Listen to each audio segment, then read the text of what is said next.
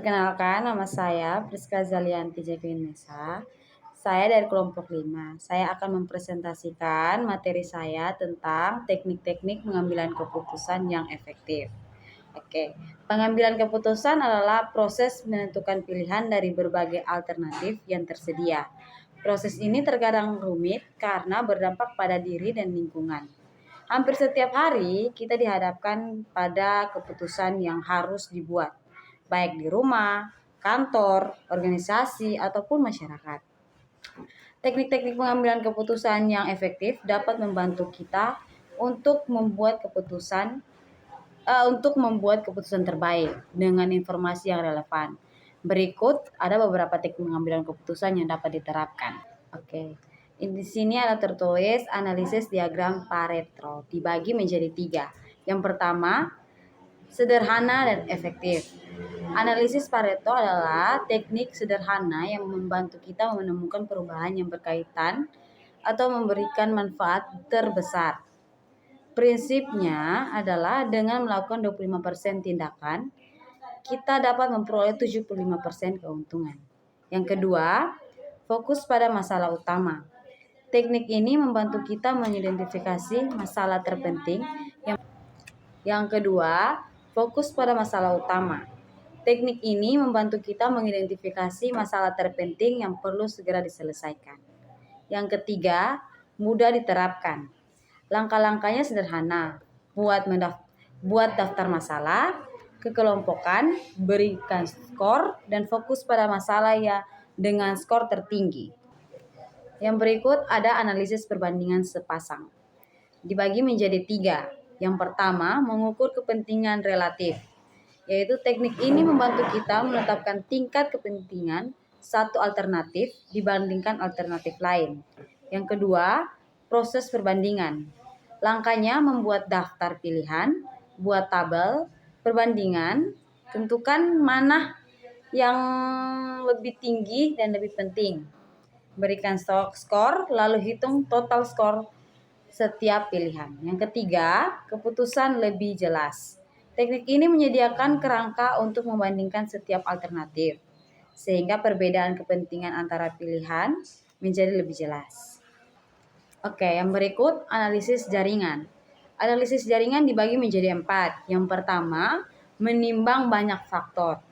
Yaitu teknik ini berguna saat kita dihadapkan pada banyak alternatif, solusi yang menarik, dan harus mempertimbangkan berbagai faktor penting. Kedua, keputusan terukur. Teknik ini memberikan hasil penilaian terukur untuk setiap alternatif, sehingga kita dapat memilih solusi terbaik secara objektif. Ketiga, proses penilaian. Langkahnya yang pertama, buat daftar pemilih dan faktor penting. Kedua, tentukan bobot faktor. Yang ketiga, beri nilai setiap pilihan. Yang keempat, kalikan dengan bobot, lalu jumlahkan skor. Yang keempat, fleksibel. Teknik ini dapat diterapkan pada berbagai jenis keputusan, dari memilih karyawan terbaik hingga menentukan lokasi usaha.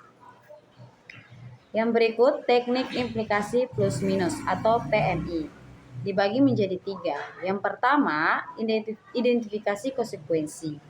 Yaitu teknik ini membantu kita menimbang konsekuensi positif dan negatif di suatu keputusan sebelum diambil. Yang kedua, penilaian implikasi.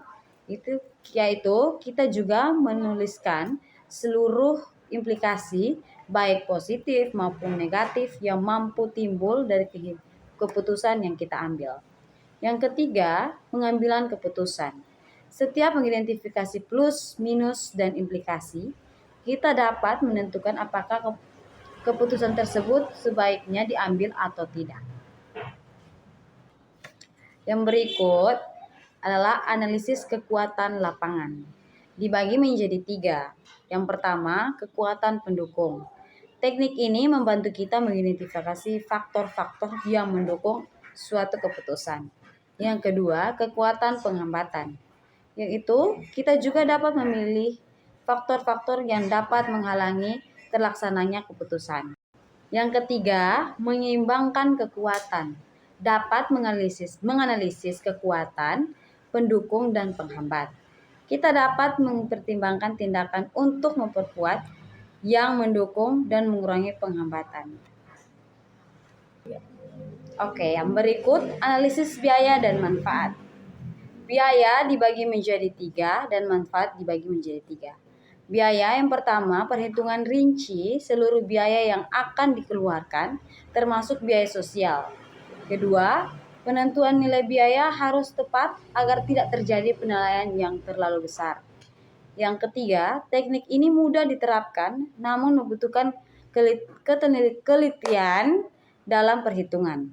Yang berikut, manfaat. Manfaat yang pertama adalah penilaian terhadap manfaat ekonomis yang akan diperoleh dari suatu tindakan. Yang kedua, penentuan nilai manfaat juga harus objektif, tidak boleh terlalu subjektif. Yang ketiga, analisis ini dapat dilakukan hanya dengan biaya dan manfaat keuangan atau juga faktor-faktor tak terwujud. Yang terakhir adalah teknik lain yang dapat digunakan. Terdapat 3 teknik, yaitu yang pertama itu brainstorming, yang kedua think hats, yang ketiga linear programming. Sekian dari hasil presentasi saya, terima kasih.